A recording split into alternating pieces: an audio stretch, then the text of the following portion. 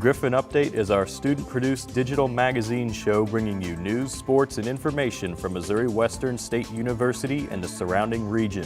During each program, we will present an in-depth look at the people, places, and events that make Missouri Western and the Northwest region of Missouri a great place to call home. Hello, and welcome to Griffon Update. I'm Mackenzie Bose. And I'm Morgan Doyle. On today's show, we will be featuring some of the events that happened here on campus. We'll also visit the Homecoming Blood Drive and take you to the Black Student Union Fashion Show. And last but not least, Bailey Ketchum will join us with her sports report. Last Friday, the Mary Boder History Speaker Series held their third talk here on campus. The Speaker Series is held every semester by the Department of History and Geography and invites American-themed historians in the fall and European-themed historians in the spring to educate the students about their different research. This semester, Dr. Caitlin Kiernan of Eastern Connecticut State University was invited to talk about her research titled Freedom Fighters or Terrorists. Ida Rasmussen tells us more about this story. Competing ethnic and religious group loyalties. Every semester, the Department of History and Geography invites students and staff to attend the Mary Boder History Speaker Series, held here on campus. The Speaker Series is sponsored by the Mary Boder Trust and also the Department of History and Geography. A few decades ago, the Mary Boder, who was a friend of the university, left behind a trust for the university to be shared with the Department of History and the Department of Theater. In the past 2 years, we've opened up our access to the Mary Boder Fund to create student-oriented services like workshops and presentations, and we have a speaker series where we bring in 2 historians a year. In the fall, we bring in an American-themed historian, and in the spring, we bring in a European-themed historian to come speak with students, to sit with them afterwards at a lunch, to discuss things, and to come and visit classrooms like she did earlier today. This semester's speaker was Dr. Caitlin Kiernan of Eastern Connecticut State University. Her subject was Freedom Fighters or Terrorists, American popular and policy responses to international terrorism in the 1970s and the 1980s. We wanted funds to buy guns to allow. As citizens of the country, we need to think more about how our country has responded to terrorism in the past, and do we have a uniform policy? We like to think that we do, right? No negotiating with terrorists, but it's so much more complicated than that. So here in Missouri or Connecticut, where I'm from, or California, having these conversations makes us better informed citizens to deal with the problem of terrorism. The talk was held Friday, November 10th in Popwell Hall and was free and open to the public. For Griffon Update, this is Ida Rasmussen. Just met Nelson Mandela. So let me tell you. Hey, I'm digging the outfit today. Thank you. You could have seen even more cooler fashion if you went to the Black Student Union's melanin-themed fashion show. Oh, really? Absolutely. Trey was there to see fellow students strut down the runway. On November 6th, Missouri Western's Black Student Union put on their annual fashion show.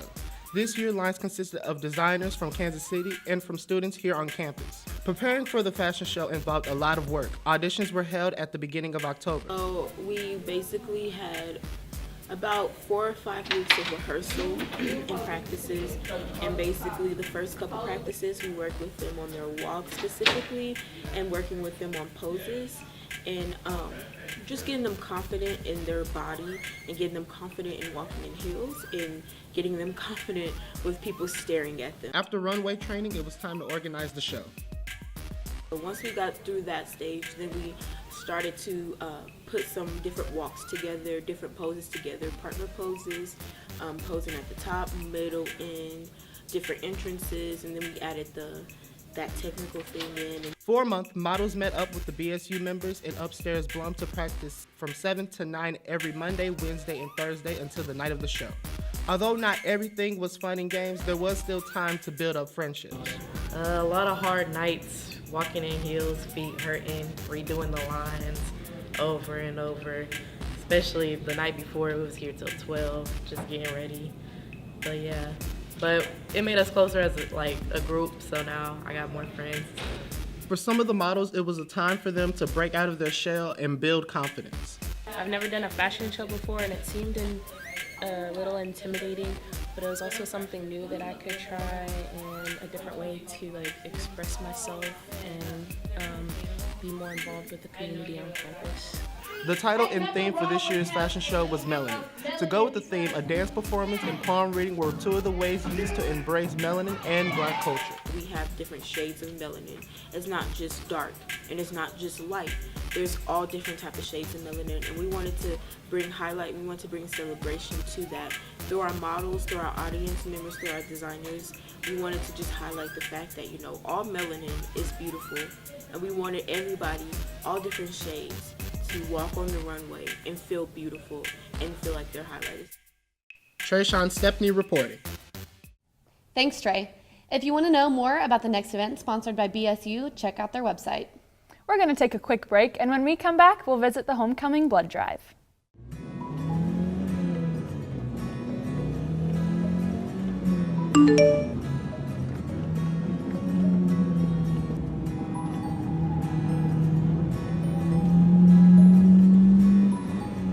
One out of every 4 car accidents are caused by texting and driving.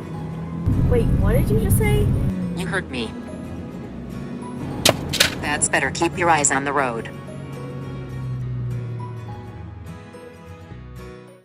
Welcome back.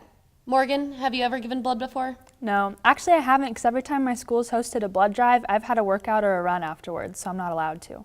Yeah, running has never been my strong suit. But during homecoming week, reporter Francesca Lenzini visited the blood drive and brings us this report. The Griffon Blood Drive was held on October 24th through October 26th during homecoming week. It's just a way to get the students involved on campus to give back to the community in a way that is beneficial to everyone. The Community Blood Center set up in Blum 218 and 219 for all 3 days, with the goal of collecting as many pints of blood possible, as the blood collected is very important and can possibly save countless lives in our community. Our blood goes to all the local hospitals. We support all of our local hospitals here, and then if we have any left over, we try to help out people in other areas that need the blood. So we partnered with New York a few years ago, so sometimes they're short on some blood, so we'll send some to them. But first and foremost, we supply our local hospitals first. Missouri Western's Homecoming Committee requested for all to come participate in the event, with the expectation to give blood if eligible. This really does help people, and it doesn't take, it's not like it's a 3-hour process. Like you come in, you do it on your own time, and it just really does help a lot of people. So these are the actual bags that we use to collect your blood in. So we have to put these bags together in a certain way to put some stickers on them so that we can show accountability for each unit that we collect. Once the blood is collected, we segment the lines over here with a sealer, and then we'll put it in a cooler like this on ice.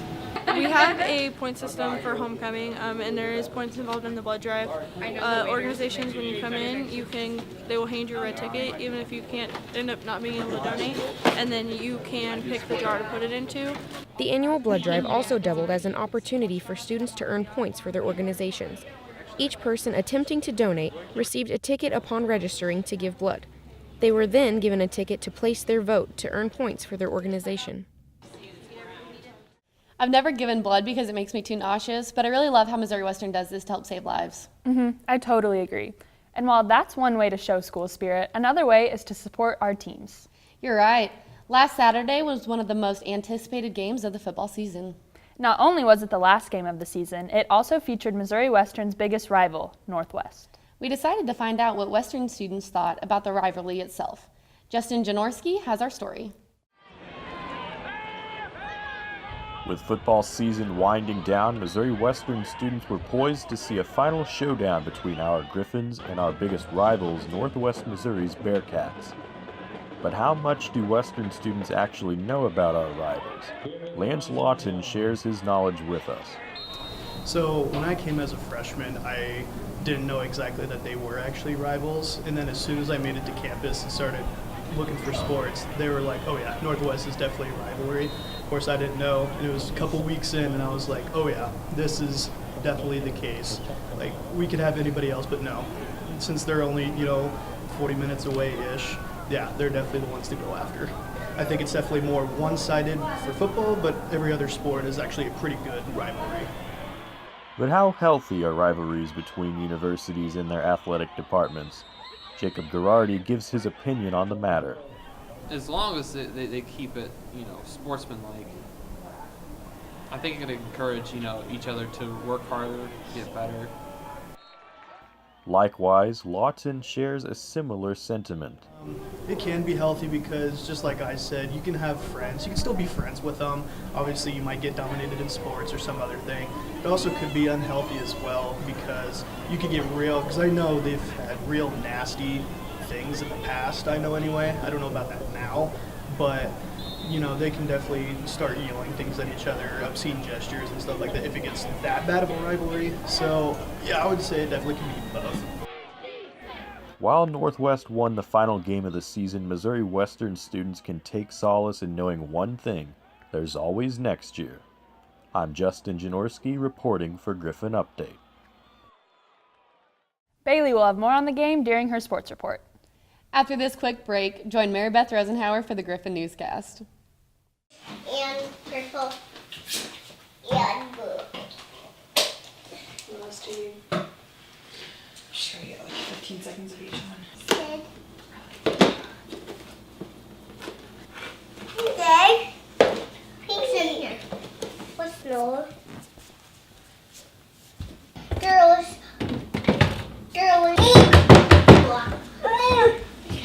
Always baby proof. The Griffon Newscast. Your news in 5 minutes from the Griffon News. The definition of convergence. This is the Griffon Newscast with Mary Beth Rosenhauer. Thanks for joining us. I'm Mary Beth Rosenhauer. Any Missouri Western student who's taken an online class knows about Moodle, but next year it will be replaced with a brand new system. Griffon News' Caleb May has more. On October 26th, the Board of Governors approved a bid that will allow Missouri Western to switch from Moodle to the Canvas Learning Management System. The system that we've had until now, Moodle, was a very good system a decade ago, but over time it has become less reliable for us. It doesn't have as many of the options as a newer system like Canvas. Mapley said that the Canvas system will be more intuitive and user-friendly. Canvas has more functionality for students, for faculty. It's more user-friendly for students and faculty. It's more intuitive. And there's more applications or sub-applications that are native to Canvas as opposed to being an add-on in Moodle. In particular, it was designed to be mobile-friendly. And so more and more students are using their cell phone, their tablet, to do their work rather than a desktop or a laptop. For the Griffon News, this is Caleb May reporting. Up to 2,500 students could be enrolled in at least one class on Canvas in the spring as the university tests out the new system. An update now on a story we brought to you 2 weeks ago. Western student Samuel J. Browning of Liberty, Missouri, has been charged with assault in the 4th degree of a special victim. The charge, filed on November 6th, lists October 9th as the day of the alleged assault, which matches the date of the alleged sexual misconduct we reported 2 weeks ago. More information and updates on this story can be found on thegryphonnews.com. Construction is making accessible parking in front of Popplewell Hall a little less accessible. Crews are widening the sidewalk from 3 to 4 feet, fixing cracks and adding a sidewalk towards the south section of the parking lot. This is to discourage students from walking in the driveway. Accessible parking for students with disabilities has been temporarily moved further away from the entrance, while faculty parking is currently closest. Staff says the challenges will be worth the wait. Yeah, it is an inconvenience because sometimes I park here in the parking lot over there, and then I have to circle around. If they're trying to make things a lot more efficient and efficient for cars getting back and forth, and out of here, I think it's a good thing. Yeah. Construction began on October 23rd and is expected to be finished by the time students return from fall break. There is no word on why faculty parking spots were moved closest to the entrance. Over the last several weeks, several signs containing messages on national policy have been posted on campus bulletin boards. None of the signs have been approved by the Center for Student Involvement, and all of them have been removed once they were noticed. The signs are a violation of campus policy because they don't advertise an event of any kind. The party posting them is unknown. As the beginning of this month, Phi Beta Sigma held their annual Sigma Week, in which students, whether in a fraternity or not, could participate in fun community-building events. Griffon News' Chloe Rain reports. Dillard sponsored a Dress for Success event for the Phi Beta Sigma's Sigma Week. The week was chock full of fun events for students on campus. Students that attended Dress for Success were able to learn how to tie a bow tie, taught not to wear white socks and black shoes at a job interview, and discuss whether students should be able to wear piercings during interviews. I think we should make this a fall and a spring event, just so people can know kind of like the fall conditions of how to dress and the spring conditions of how to dress. Please don't wear white socks and black shoes. Several students attended the event and learned how to dress for interviews, as well as what clothes to keep in their wardrobes for special work-related occasions. Some of the other events of Sigma Week included speed dating, a football game against Alpha Phi Alpha, and Pi Sigma, an event in which students could pay $1 to throw a pie in a fraternity member's face. For the Griffon News, I'm Chloe Ryan. For all these stories and more, pick up a copy of the Griffon News or visit our website. I'm Mary Beth Rosenauer, and that's your news in 5 minutes. Thanks for watching the Griffon Newscast, and enjoy your fall break. I'm very sorry. Please don't say that. Please don't say that. Your brother suffered critical head trauma, extensive cerebral hemorrhaging. We did everything we could. I'm sorry we couldn't save him. It's all my fault. Shouldn't have driven. You should have left the driving to someone else. The test showed a significant level of alcohol in your blood. We've contacted your family. They should be arriving shortly.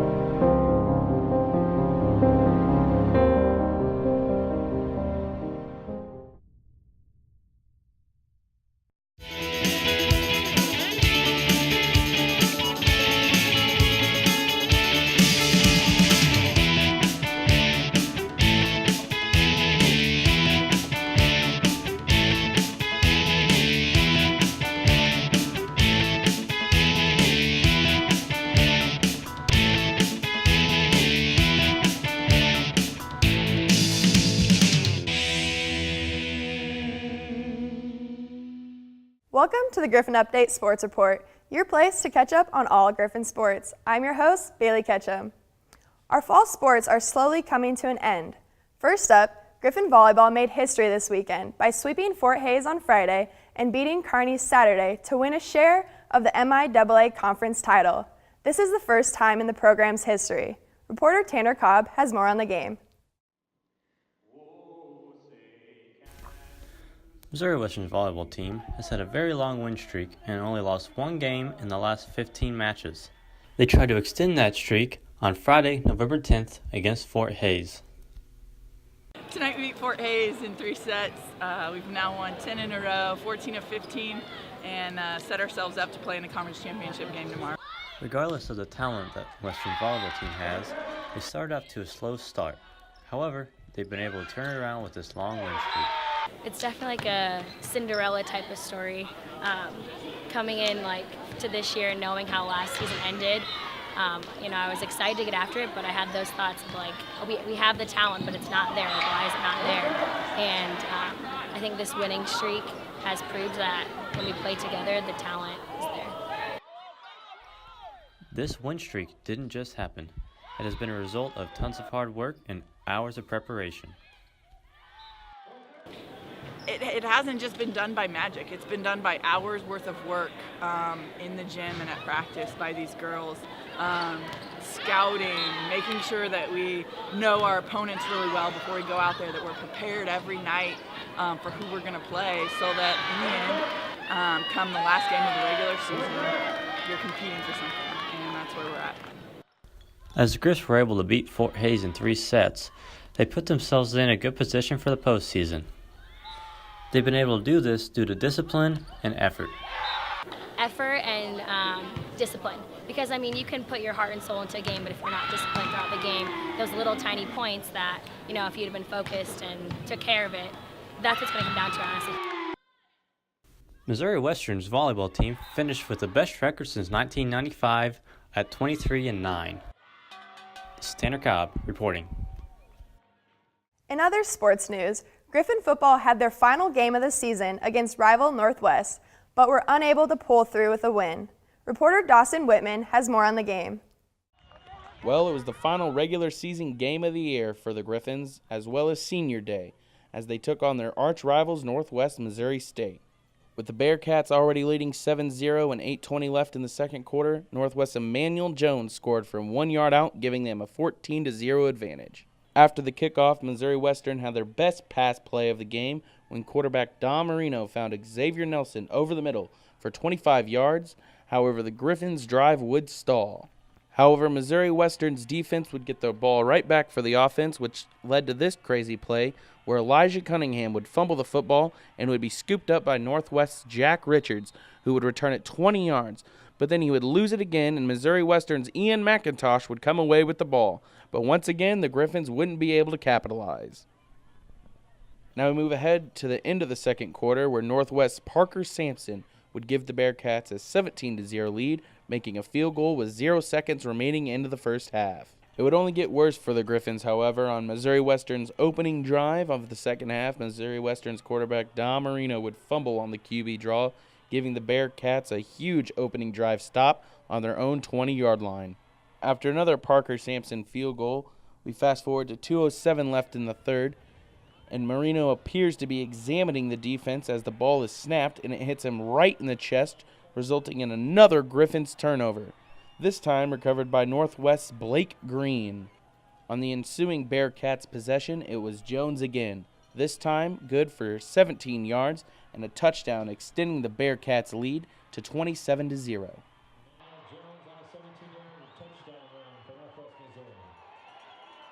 On the first play from scrimmage following the kickoff, it's Marino again, this time with a terrible pitch to running back Derek Gray Jr., resulting in the fourth fumble of the game by the Griffons, this time leading to another field goal by the Bearcats, giving them a 30-0 advantage. Fumbles weren't the only sloppy plays by Missouri Western, however. The Griffons allowed 3 blocked punts, yes 3, 2 in the first half, and this third one in the fourth quarter, putting an exclamation point on the 30-0 victory by Northwest Missouri State. I would say our kids never quit today. There's no way. And we've done this a little bit, over the last few games, just kind of put ourselves in some bad situations. We move the ball, and we get in a groove, and then all of a sudden either a turnover or a penalty or something kind of stalls it. Get on the other side teams, other side of the 50, and we come up short with points, And after a while, it takes a little bit of a toll on you, but our kids, we kept, having, a really good situation, continue to move the ball, and did some good things, But when you get down so much against a team, of this caliber, they're a really good defense. We obviously all knew that. And get into a game of passing where we have to throw quite a bit, that's not really our forte. So it kind of takes us out a little bit. So I would never say these kids never quit at any means at all. It's just offensively we got put in a situation where it's something that we don't want to do every single snap, And that was because of the turnovers, and that was because of the the block punts and stuff as well too. So it all just blew up into one thing and put us on the negative side. We're proud of the way that as a defense we responded to the sudden change situations. I know a couple times either we held them to a field goal or no points. And it's hard playing defense when you come out and you're playing on a short field. But that's why we prepare and practice those situations. And I really liked how we came out and handled those situations. We just got to get a couple more stops. Just looking back, man, I just felt like I was a freshman coming in, But there's a lot of emotions coming through, our last game. But I didn't really want to leave the field because, we had some memories as freshmen and all through my career here. And the game didn't play out like we wanted to today. But, I think I'm not leaving the field with no regrets. I think we left everything we could on the field today. With Griffon Update Sports, I'm Dawson Whitman. Soccer also had their final game of the season up in Mankato, Minnesota in the first round of the Central Region Tournament. They lost to Southwestern Oklahoma 1-0, ending their best season in school history, 17-5. In other sports news, basketball has officially kicked off. The women won their first 2 away games against Southwest Minnesota State and Upper Iowa. The men split their home opening games 1-1 with a loss to Winona State and a win against Upper Iowa. Reporter Jake Michael has more on the game. Missouri Western men's basketball suffered a tough loss Friday to Winona State in overtime. However, they looked to bounce back as they took on an Upper Iowa team Sunday afternoon, who was 3-1 going into the contest. The Griffs went on an 11-2 run to start off the game.